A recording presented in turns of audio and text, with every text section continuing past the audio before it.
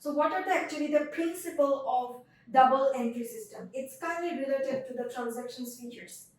Kind of related, because we are actually talking about from the same process.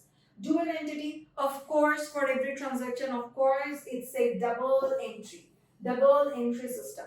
For every transaction, we need to entry double, twice. We need to record twice for one transaction.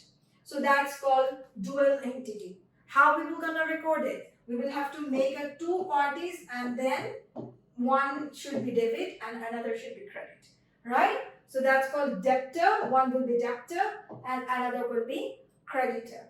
Then making the debit and credit. First party, the debtor will be debit, the creditor will be credit. We will have to make that one. Then exchanged equal amount. It's not like one party will be 1,000, another party will be 2,000. No, both party supposed to be same equal amount of money in the same side. Okay, so that's called exchange equal amount.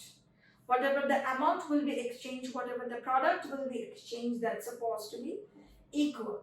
If it is 1,000 for debit side, then definitely it will be 1,000 for the credit side as well.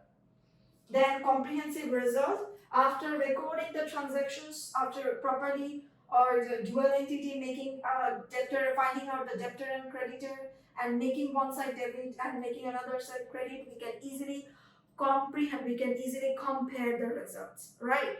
So this is basically the principles of double entry system.